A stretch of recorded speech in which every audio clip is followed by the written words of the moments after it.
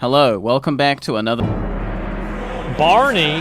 Last episode, we made an everlasting friend and an eternal enemy. This episode, we take a deep dive into Zul'Farrak to uncover sacred artifacts, Ooh. Godzilla copyright infringement, and party members suffering. That's actually, What's the three-headed one? That goes like... What's it called?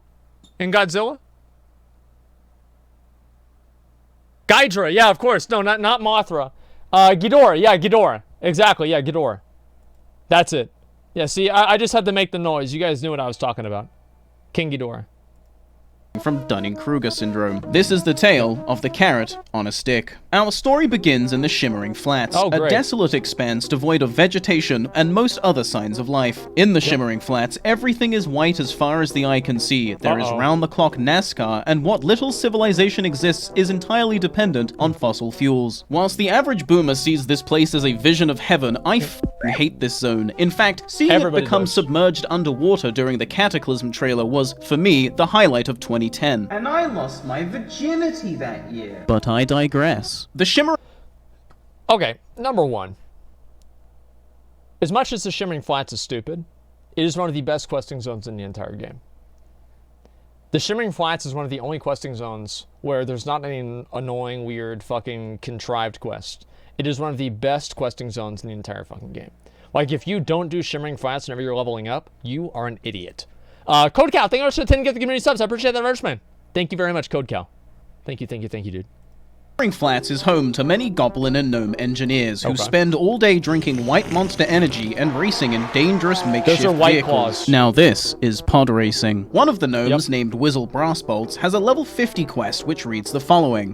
Deep in Zul'Farrak, the Trans City? That's not... Deep in Zul'Farrak, the sand troll city in Tanaris, there is a sacred pool. From that pool, the trolls summon a huge beast, Gazrilla. He's so fierce, Wait, he's a gnome. He wouldn't sound like this. He's so fierce that even his scales crackle with energy. It's that energy I want to harness for my car. Bring me the electrified scale of Gazrilla. And in exchange for my trouble, he offers a highly sought-after trinket, the carrot on a stick, which, as you know from last episode, increases mounted speed by 3%. Okay, seems simple enough, right? Just gotta go to a dungeon, kill a boss, there it is. You are wrong. Oh, my sweet viewers, I wish I could tell you it was going to be that easy, but mounted speed comes at a cost, and if you want it, you must be prepared to pay its price. The task ahead was going to be gargantuan, and with my current level being way lower than is recommended, 43. my chances of success were slim to none. But I think the fact that he was even able to find his ZF group at all was amazing.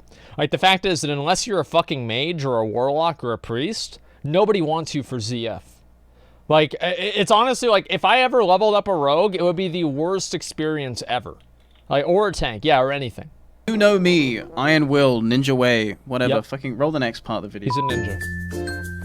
Welcome to Lordaeron, the northern part of the Eastern Kingdoms. 3 years ago, the denizens of this beautiful land lived in peace under the alliance of Lordaeron. The elves in the north were happy, the humans in the middle were happy, the dwarves to the south were happy, and the gnomes were gnomes. And then the prince became a death knight and killed everyone. With his mind-controlled army of the dead, Prince Arthas marched north towards the elven city of Quel'Thalas on a mission to seize the means of production of Sunny Delight. During the battle, a certain high elf named Sylvanas, please don't ruin my character, Windrunner, told Arthas that the skulls on his armor look, quote, a bit gay. In response to this, Arthas tore her soul from her— No wonder he killed her.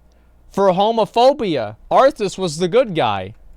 her body and turned her into a banshee. Some would argue that this was a disproportionate reaction. After wiping out the population of northern Lordaeron, Arthas' mind control would dwindle and he'd fuck off back to Northrend to cry about it. No longer mind controlled, all the undead who used to live in Lordaeron were like, oh, I guess we just go back to living here then? And so Lordaeron became home to the Forsaken, the no longer mind controlled undead army led by Sylvanas Windrunner, and they're all super pissed at Arthas. I'm sure they will forgive and forget. Did you think we had forgotten? I love this character. This is one of my favorite characters. Did you think we had forgiven? Never mind. But if we go back even further, Lordaeron was originally home to the forest trolls of the Armani Empire. For hundreds of years, the trolls did troll stuff, but then the elves arrived, and they knew magic. Discovering that the trolls were susceptible to fire, the elves pushed them south and established Quel'Thalas, and the trolls were pissed. But then the humans arrived, and the elves taught them magic. Discovering that the trolls were susceptible to fire, the humans pushed them east and established Lordaeron, and the trolls were pissed. Present day, the once great— You think about that, right? The trolls just spend the entire history of WoW getting fucked.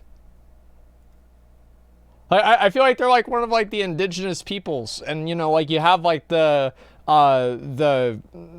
colonizers that come in. They're like, no, you can't be here anymore. Then you move down. No, you can't be here anymore either. And then somehow they're just stuck in fucking ZG or something. You know, and yeah, no wonder they're fucking pissed. RXMC, thank you very much for the 5. Get the community subs. I appreciate that very much, man. Thank you, dude. I love you.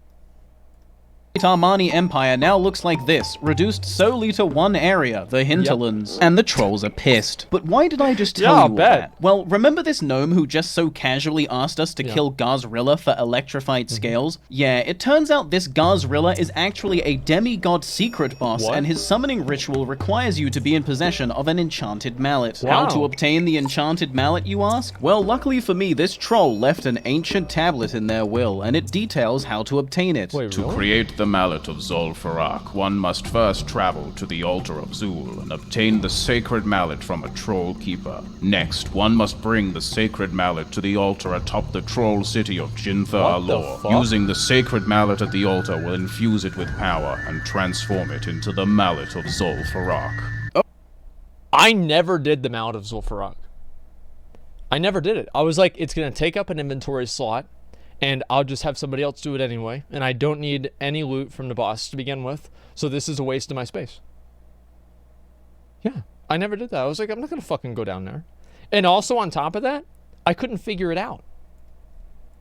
I like that. The thing is, like, most of the quests that like, as I said, I threw away my laundry list of items that I needed for my Warlock, you know, quest line, or my Warrior quest line for the Whirlwind Axe, and I never got it because I couldn't figure out how to look it up. I was a big fucking idiot. Okay, seems simple enough, right? Just gotta go ask the Troll Keeper for the mallet, then I go blank. You are wrong. The Troll Keeper in question lives in the hinterlands. The Troll Keeper in question is part of the aforementioned Armani tribe. The Troll Keeper in question is pissed. Now, I could spend the next couple years of my life working as an envoy for the Horde, easing tensions and improving relations with the Armani tribe, earning their trust over several years, and then eventually cashing in my socio-political clout points for a sacred mallet. But I don't have time for that. I just want to make Mount go fast. And so I set off for the hinterlands on a mission to obtain the Mallet of Zul'Farrak, the item required to summon Garzrilla. Following the directions of the tablet, I made for the altar of Zul, where the mallet's keeper would await me. Upon arriving, I find that the mallet's keeper, whose name can fuck off, is a level 50 elite mob. Oh, that's not good. And being a level 43 reanimated pile of bones, I begin to have second thoughts. Oh no, she's level 50! Now, you guys know me, the last thing I am is a quitter. I always stick it through to the end, and I don't quit. There's no way I'm gonna quit. But just as I turned to leave, I looked up and saw a familiar face, a mage by the name of Meryl's, who just yesterday I had a whole adventure with, the footage for which is unfortunately lost forever due to Windows' patented shutting down your computer right now, fuck you, technology. We have to install an update right now. Do you want to install it later or now? Put later. Okay. Okay, it's later now. Let's install the update. That's basically how they do things. Now, Meryl's wasn't here for the same reason I was, but that didn't stop them from being a total bro and helping me anyway. Together with this random warrior, we managed to take down Fuck Off and obtain the sacred mallet. Now, we just had to bless it. The intended way of doing this is to battle your way through the troll city of Jinthar-Alor, a city littered with elite mobs that increase in level as you ascend, eventually culminating in a grand battle with the leader of the tribe, Vile Priestess Hex, who is blocking your access to the altar required to bless the sacred mallet. However, my teammates opted for the high IQ play of running in, dying, walking back to your corpse, and repeating until you reach the summit. Being the insecure rogue player that I am, Do you guys remember back in the fucking beta, whenever we did this, and I kept getting killed by those rogues? But I was actually mad there. The thing is, like, I really was. I was pissed. 99% of the time, I'm never mad. But that time, I was genuine. I was mad because I was actually more mad at McConnell. I was mad at McConnell because I knew that McConnell drawing attention to it would make them do it more. And McConnell was like, oh man, they killed you again, dude. I can't believe this is happening. Oh, you died again? Oh man, dude, you're so mad right now. Just like fucking, getting him up and, saying all this good stuff about him, all this kind of shit. And reply bathroom, I already did. So yeah, I blamed it on him that it was happening. I was more mad at McConnell than I was even at the rogues. I know it might sound ridiculous, but it's true. Simply stealthed my way to the top. God, I fucking love being a rogue. Yeah. Once there, we waited for the priestess to turn her back. Then Meryl turned the watchman into a sheep, and we scrambled to bless the mallet before the priestess turned back around. Damn, that's now, easy. with the mallet of I should Zul'Farrak go in my make that. possession, I was ready to find Actually, a group no. and start my dungeon it. experience. Because I had the Mallet of Zul'Farrak, finding a group was incredibly easy. Now, this might be largely unimpressive by the time the video releases, but having the Mallet at such a low level was a huge deal during the first week of the 43, game. you're a At the god. time of recording, level 43 was already incredibly ahead of the curve, so to have an item that was intended for level 50s and above pretty much made me royalty. Having the Mallet assured that everyone in the group would obtain their mounted speed trinket, and I was therefore sure this dungeon would be a happy, fun, great time enjoyed by all. I mean, That didn't happen. We already know that didn't happen. So I think that's actually kind of cool that, like, if you really want to have like a special little item or something like that, it kind of makes it a little bit more exciting, and it helps you get into groups more easily. I never even thought of it as like I never thought of it from that perspective, that if you have these cool items, that because you have them, it makes it a lot easier for you to be able to get into groups. we're just 5 incredibly ahead of the curve World of Warcraft addicts. There's Of no course. way we're not mentally stable. Surely we will get through this dungeon just fine. Big Me and true. the tank met up with the Warlock just outside the dungeon, and after summoning the other DPS and the Warlock's healer girlfriend, we rode into Zul'Farrak and started our assault. Going against the norm, the very first pull of the dungeon was not made by the tank, but instead the Warlock. After we down the first pack, the tank Damn. respectfully asks the That's Warlock to smart. allow him to obtain aggro first, to which Why? the Warlock responds, It was a non-damaging curse. which is just... The funny thing about classic WoW is the fact that as time has gone on, players are still as fucking stupid as they used to be. They're still just as stupid as they used to be. And nothing has changed. It's incredible. You're still aggroing the mob, but okay. Yep. The tank then pulls the second pack, and for some reason, whilst we're still fighting it, the Warlock pulls the third. Despite the overwhelming numbers, we emerge victorious, and I'm feeling optimistic about the rest of the dungeon. If we can Good. overcome a pull like that, this dungeon should be no sweat. The right. Warlock's gamer girlfriend then says, With no CC and no tank, this will be long and painful. and I just... What? It is at this point have the a tank tank. asks the question on everyone's mind. You guys knew? The Warlock then despawns his DPS Yeah. pet and summons his tank pet, Oh. confirming what we all suspected. But that's okay. New That's players smart. are players too, and I'm sure this Warlock will learn as the dungeon progresses that Yep. the tank should be the one to pull Of mobs. course. The healer then chastises the tank for two-hand tanking, my which is God. literally not a problem, especially not at this Oh my level. Further God. cementing in our heads that these two partners in crime are the worst type of moron. A moron who speaks with conviction on a subject they very clearly know nothing about. my The next God. pull goes smoothly as the tank was able to get aggro before the Warlock. What a bunch of dumbasses. But the two warriors were very clearly still feeling the effects of the priest's This is last insane. moronic idiot statement. To combat the plummeting morale at the hands of these two retards, I attempt Yeah. to bolster the troops. We are doing fine, and will continue to do fine. The healer then There it is. It's no big deal.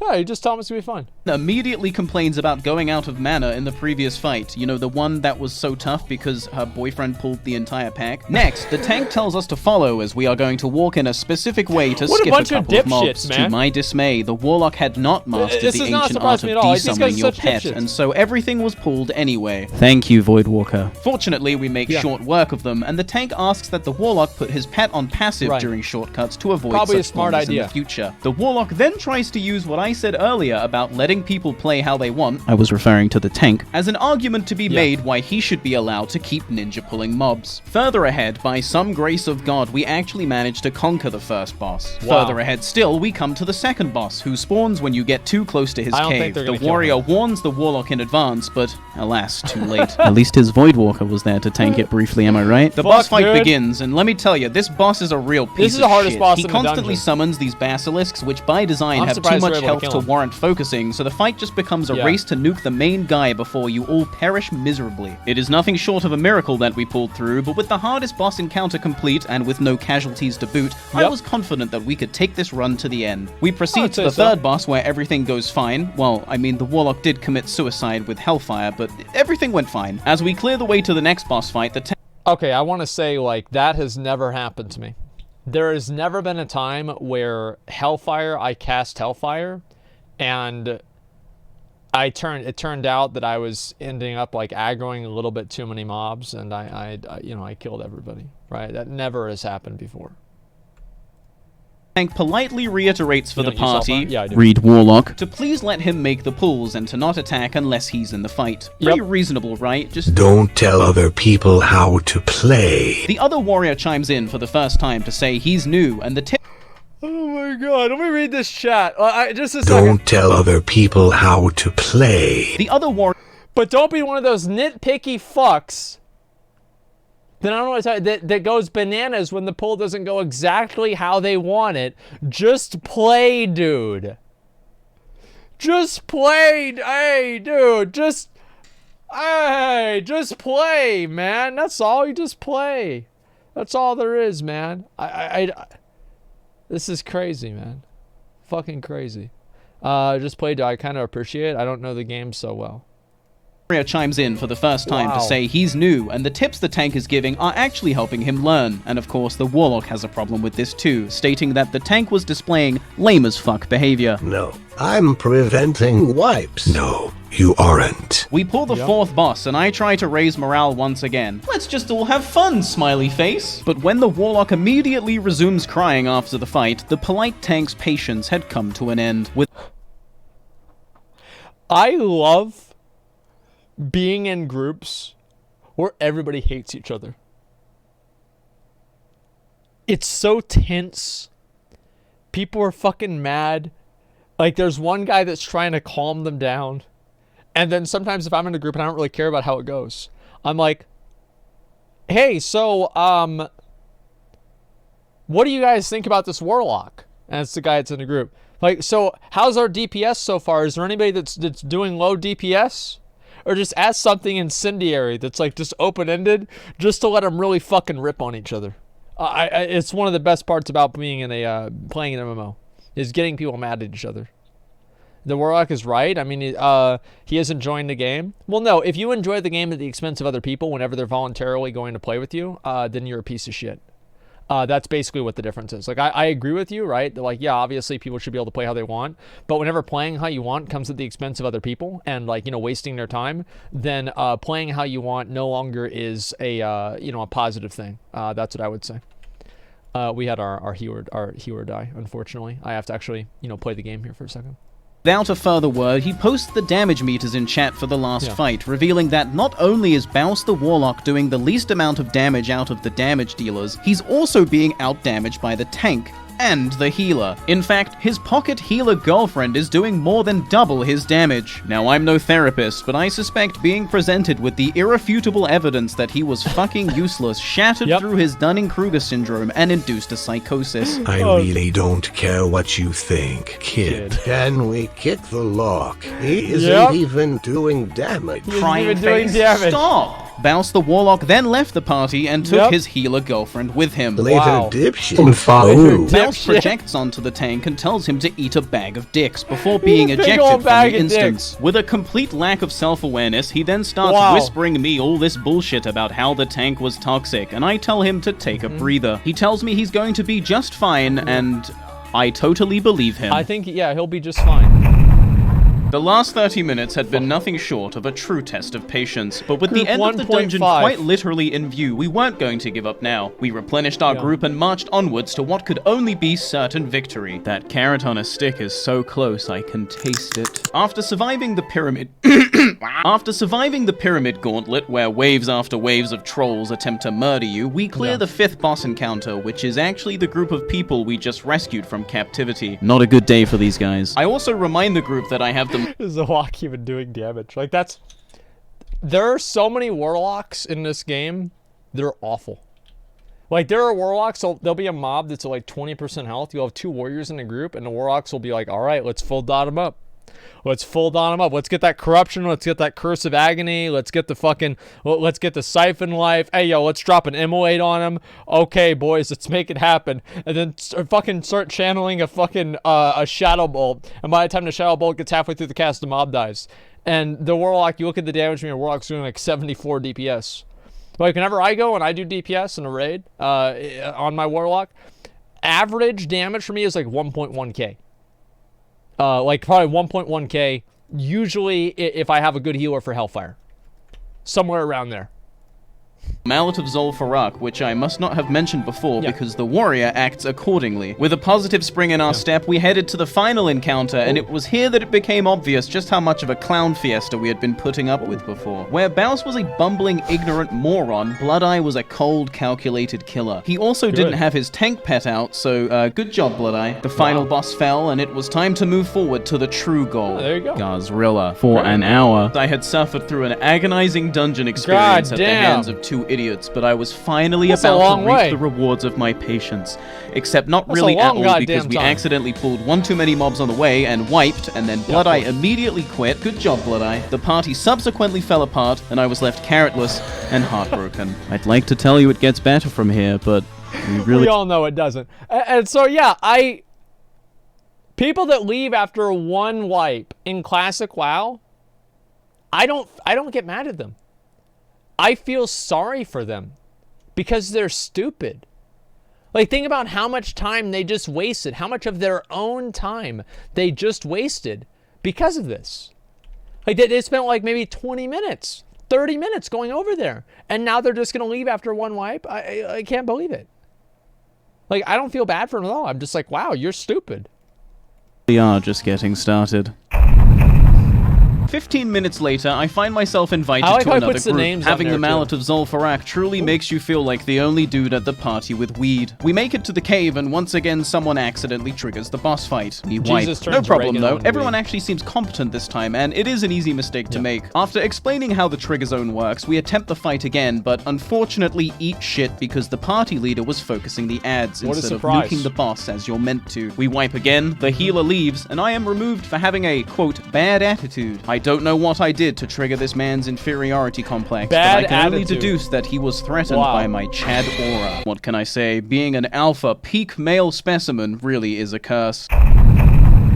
20 minutes later, I get into another group, having Mallet of Zul'Farrak, you know the drill. Fast forward to the cave, same shit. And I just want to say right now, whenever you're watching all of these videos, this is why people dungeon grind. This is why. Is because if you're dungeon grinding and you have a group and you just run and you farm the graveyard, there's almost nothing that can go wrong. There's no bullshit. You just run it over and over and over, and that's it. That's the only reason why people dungeon grind, is they don't have to deal with this other dumbass bullshit. Different group, boss gets pulled, we actually come out on top, and an agility ring drops, which is a nice upgrade for me, but then the healer needs on it and wins. When confronted, he went on an insane tangent, accusing me of conspiring to sell the ring instead of using it, and so he took it to prevent such an injustice. Wow, what a... That's Royson's alt. No, I can't believe that, like, so, how do you even, what is the logic behind that? Well, he's going to need roll on it to sell it, so I'm going to need roll on it to sell it. Here's how you know somebody like this is actually just doing it selfishly versus actually because they believe in it. If they really believe that, they will allow the other people that greed rolled to roll and see if those people that greed rolled outrolled their need roll, and then give it to the people that can roll separately if their roll exceeded their need roll. So there's a way that you can actually tell if somebody's doing it greedily or if somebody's doing it just because they want to make a point.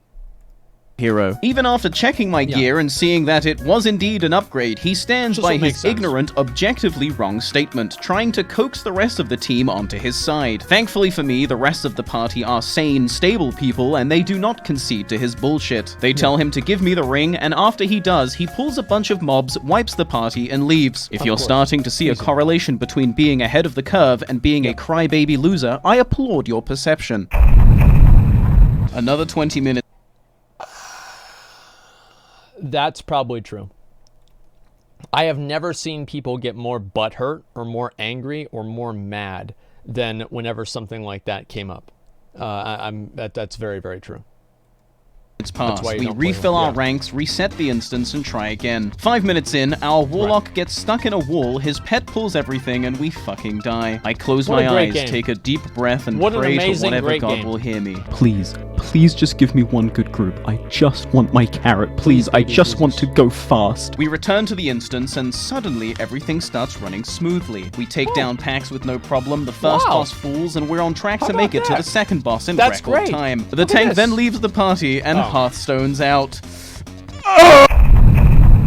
I call in an emergency favor from a guildmate. We summon him and head into Zul'Farrak for what I can only hope is the last time. We fight our way to the cave, and to my surprise, nobody aggroes the boss. In fact, everyone knows what the hell is going on. Towards the end of the fight, our healer succumbs to the swarming mass of basilisks, and I know it's only a short amount of time before we inevitably wipe. I last hit the boss and vanish the hell out of there as everyone around me dies screaming. I fucking love being a rogue. With the hardest encounter down, we breeze through the rest of the dungeon and approach the sacred pool. This is great. Okay. After suffering through 5 hours of quitters, blamers, and insecure warlocks, would I finally face off against Gazrilla? We get ready to pull the final pack.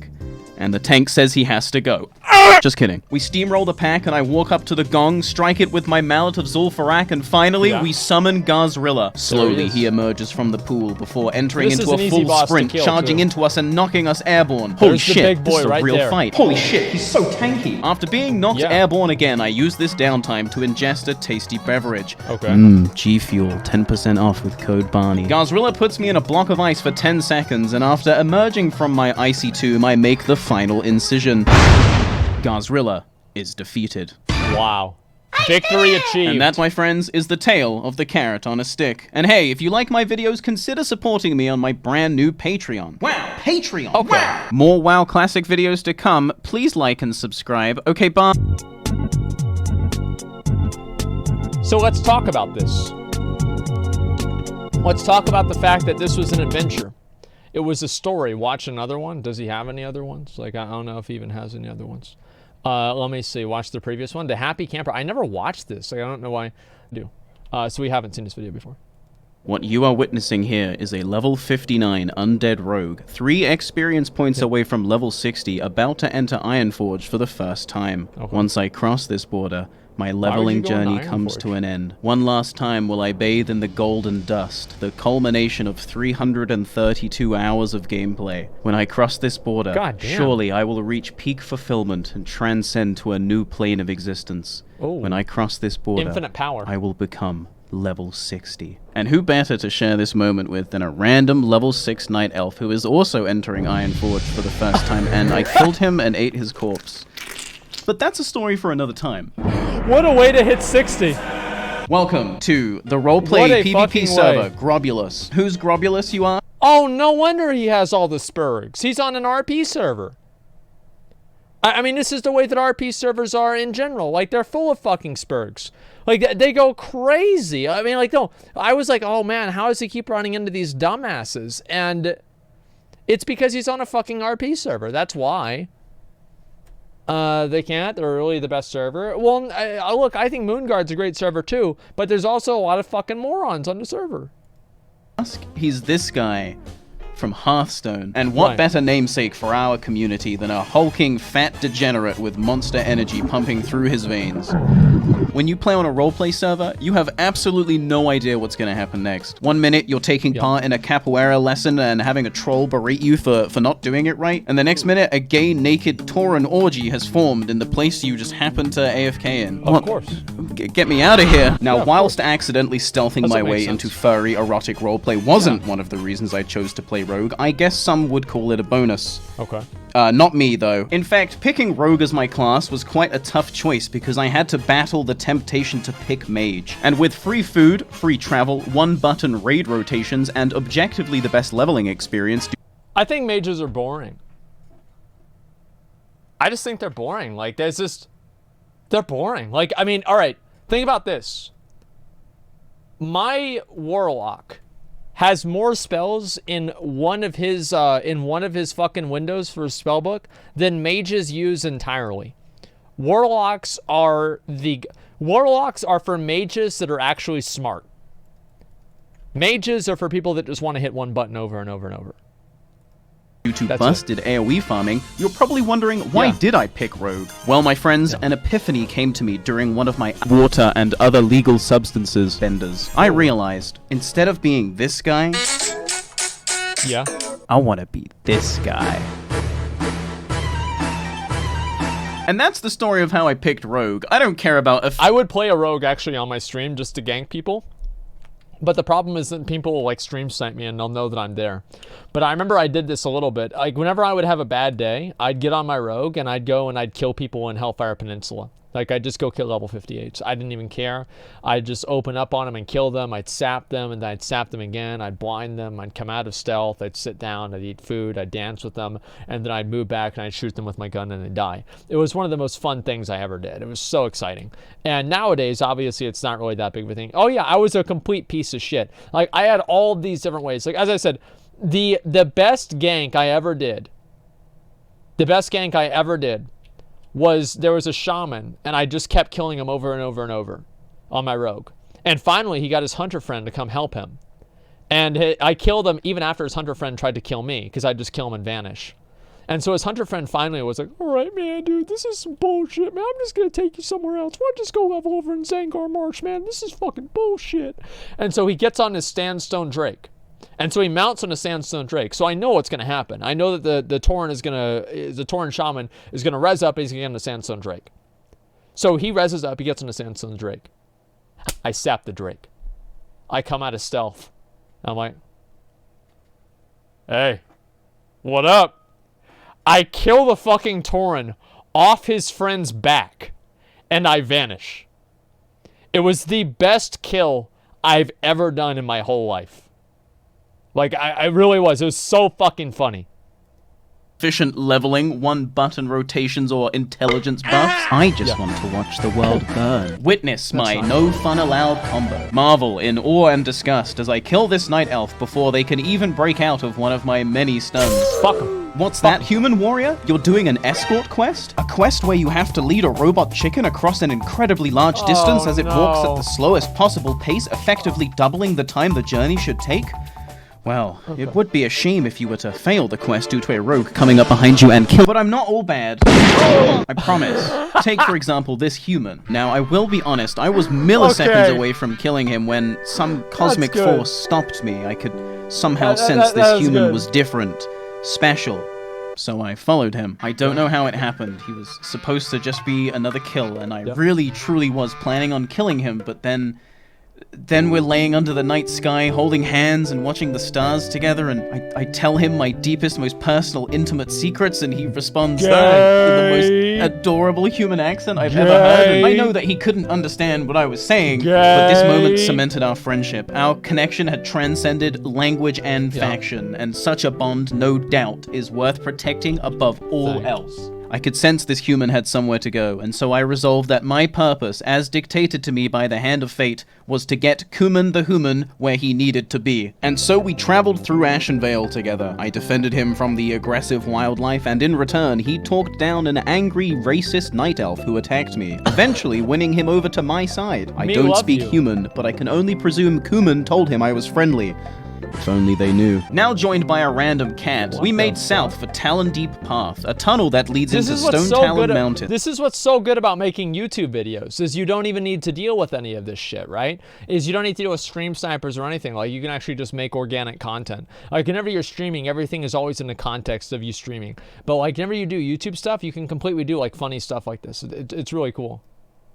Now, despite technically being contested territory, Stone Talon Mountains is largely a horde area due to its main border being shared with the Barrens. But Kuman had safely escorted me through the Alliance town of Astronar, so now it was my turn to return the favor. We arrived in the deforested Windshear Crag, and unless you enjoy goblins constantly biting at your ankles, I wouldn't recommend you visit. The spider-infested Webwinder path proved no better either, and by the time we trekked to the top of the hill, we were out of breath and in need of a break. It was then that a mage attacked. No! I screamed. Traitor? No. She questioned. I had to think Traitor? fast. One word in the general chat about Alliance being led through Horde territory Traitor? and the cavalry would arrive. Wow. These are ally. They are my pets, I lied, hoping she'd buy into my fabrication. Interesting. Keep them scarcely fed and controlled. Perfect. Another debate won. Wow. But we weren't out of the woods yet because another some mage PETA had shit. arrived on the scene, no doubt hearing the commotion. What's going on here? These are my pets, I lied again. Kinky. Oh, we have a degenerate on our hands. It was Yeah. going to take more than a quick lie to proceed past this mage, and unfortunately for me, there was only one solution. I would have to feed into his degeneracy until one of us broke. You like that? That was pretty hot. Woman hugs you. Just need to turn around to finish. It was time. I was about to make my winning move. I knelt in front of him, ready to receive his undead load. When he broke, I had won this game of gay chicken and we were free to pass. And let me tell you, I always win gay chicken. Don't fucking try me. All things considered, the Horde had been pretty friendly so far, and I was feeling good about the journey. Until an orc flew out the trees. Put your green fingers on him again, and I'll cut them off where you stand. And so our duel began. Unfortunately for me, the orc immediately broke my stealth with a demoralizing shout. Not a good look for your boy. That's always a really good way to play the game, right? Is like if you're a warrior, you backpedal and you blood rage and you just cast a random demo shout. That's the warrior way right there. To strike into Rupture secured me a small bleed and some nice damage, and I was also blessed with a nice poison proc. We then traded basic auto attacks whilst I built up combo points, culminating in a 3-point eviscerate which only hit for a disappointing 88. Dancing back and forth, we traded a few more blows, putting my health at critical condition, but just as I was about to succumb, I won! Yeah, of course you won. Warriors suck. Of course, I calculated the duel so that I would win with just a sliver of health. It was meant to demoralize the enemy. That's also why I didn't use any cooldowns. I definitely didn't forget that I had them. The rest of the journey was relatively uneventful. We continued north to Stone Talon Peak, and once we arrived, Kuman started motioning towards the Flight Master. I knew what this meant. Our journey had come to an end. It was time to say goodbye.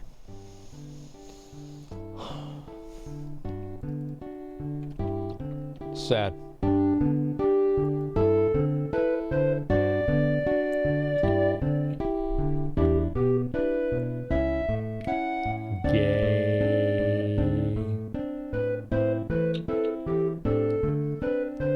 Wait, he called him an evil Korean? What the fuck? I love you, Kuman. You taught me compassion and empathy. No longer will I just mindlessly attack every Alliance player I see. From today, I am a changed undead. Now let me tell you about my gun move. For whatever reason, rogues have a range slot. Now you can equip a bow and it will work just as well, however, it's way funnier to have the gun because the gun is loud. Holy shit, why is it so fucking loud? So here's...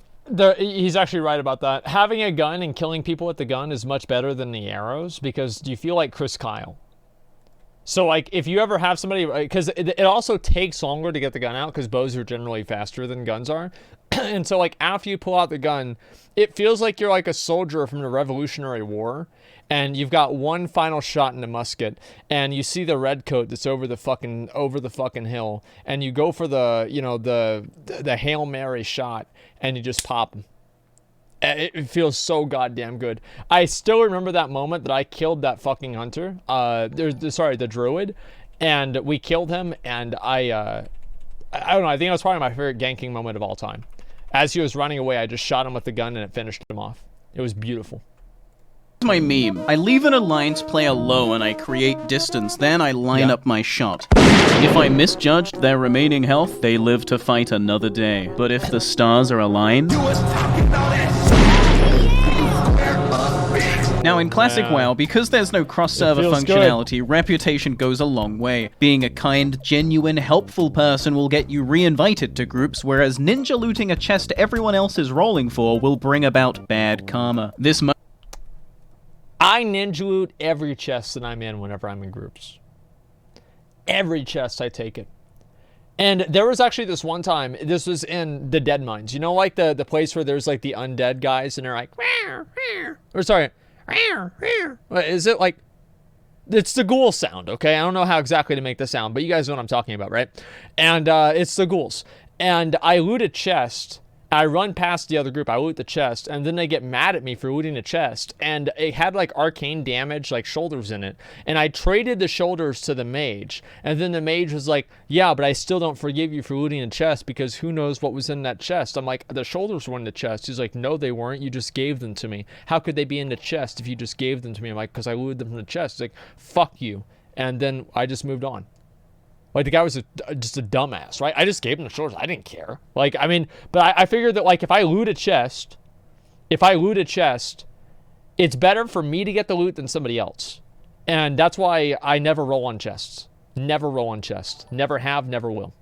Mushroom, however, was totally worth it. Delicious. Yeah. But you need to remember, there are disgusting Alliance players out there, and you're leveling alongside them, too. Introducing Dragon, the Human Warlock. Now, when I arrived in Stranglethorn Vale, I made a promise to myself. A promise that I would try to kill all and any Alliance I saw. Even if it meant I wasn't leveling at a good pace, even if it meant I had to do back-to-back corpse runs. That was a great take. Regardless of class, level, or even how many people I was taking on at a time, I wanted to PvP. And unfortunately, Dragon was in the wrong place at the wrong time. Again, and again. And again. I'm sorry. It wasn't that I was targeting Dragon specifically. I killed my fair share of people that day. So Dragon probably should have reported this guy for stream sniping. Hopefully he did that. And some of them, a lot of times. But something about the name Dragon would forever wedge itself into my brain. Yeah. And then, 13 levels later in Feralis, as I was finishing up on a quest, I turned north to face the top of a great hill. And who did I see? Dragon. Of course, you already know what the this is like, these stories right here are why I love the game. I'll be right back. I need to take a piss, guys. fuck it is. I followed Dragon down the hill and back into the cave I had just come out of. That's when I hit her with my patented no fun allowed combo. She called for a mod, but no mod came. Then I left the cave and perched above the entrance like a bird of prey. Okay. If you haven't already guessed by the way I'm maintaining vision of her corpse, yes, this time I was specifically targeting Dragon. Yep, eventually, minutes later, the corpse would become a skeleton. Showtime. I swooped down behind her like fucking Batman and interrupted her summon. No Void Walker for you, bitch! And then she fucking died. How on earth did that happen? A few minutes later, she returned, this time creating enough distance to summon her Void Walker. I will now give you a couple of seconds to think about the difference this made. Yeah, I wonder. What the fuck? None. The answer was none. However, on the next resurrection, Dragon managed to mount up and run, and with that kind of head start, there was no way I was catching up now. The camping dream was dead. It was time to admit defeat. Is what I would say if she didn't dismount 20 seconds later and try and summon her Void Walker again. Hello, is anyone in there? As I consumed her delicious feat, I wondered whether I was taking things too far. Nope. I had tasted the forbidden fruit, and I wasn't going to stop anytime soon. As Dragon mounted and ran away for a second time, I'd like to tell you that she had learned her lesson, but she literally did the same thing again. Fool you once, shame on me. Fool you twice, you're an idiot. But as I slaughtered Dragon for the 23rd time since we first met, I had a sudden epiphany. Actually, she wasn't an idiot. She was a stubborn warrior with an iron resolve. At any point during my incessant camping crusade, she could have just spirit revived, but she didn't. She just kept getting back up. Obviously, Dragon assumed I would soon tire out, and after deciding to revive at her corpse again... Man, Dragon is probably a bot.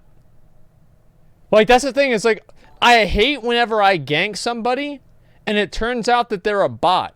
Because then I know that I didn't make them mad. You know what I mean? Like, I don't feel good about ganking a bot. It's like, oh, you can't make... It's like you have a Yeti and Feralas over there, right? You can't troll the Yeti. The Yeti doesn't care. So it's not fun to do it. And instead of the spirit healer, I knew I would have to teach Dragon a lesson they would never forget. You don't enter into a game of chicken with me. We both mounted up, and the chase was on. Go! Despite the clear head start Dragon had on me, I wasn't concerned. I mean, what kind of griefer would I be if my opponent can just mount up and run away? And that is why, days ago, I had gone out of my way to acquire a sacred piece of gear, a carrot on a stick. How had I acquired such a coveted trinket so early? That's a story for another video. Yeah, but all you need to know is that the trinket increases my mounted speed by 3%. So he's gonna be able to and to the run his ass misfortune of down. Dragon, that was not all. The mithril spurs I had received from a blacksmith increased my mounted speed by another 4%, and I was therefore destined to catch up. And so I did. As I left Dragon dazed and confused by my blinding powder, I wondered, would this be our final confrontation? Surely 20 minutes of being camped was your limit. What would you do, Dragon? Revive at the spirit healer and admit defeat? Or revive at your corpse and see just how deep this rabbit hole goes? 1 minute became 2, and 2 became 4. 4 became 8, and after 10 minutes, Dragon had still not made her choice. After 30 minutes, I started to question mine. Had I really just spent 30 actual minutes of my life hiding in a bush watching a virtual corpse? What the fuck is wrong with me? I could be doing something productive, and I don't just mean in the game, I mean with my life. I could be taking this time to learn a real life skill. I could have taken oh, she revived. And that's the story of Dragon. After waiting 30 minutes to kill her, she no doubt realized my will was a raid boss she was never going to conquer. And finally, she embraced the warmth of 10 minutes resurrection sickness. Suck on that, bitch! Dragon was last seen in burning steeps, and immediately spirit revived after being killed once. I will never forget the name Dragon, and it seems Dragon will never forget mine either. The end. By the way, I fell through the map into Caverns of Time and I can't get out, so if anyone could send help, I'd really appreciate it. Please send help. I can't leave. Is there a reason the cat's on the screen? What does the cat have to do with it? That's a really nice cat, to be fair. Look at that. God damn. That's a perfect cat. Yeah, I'll link the video here. Here's the video right here. Oh, the cat gets you more subscribers.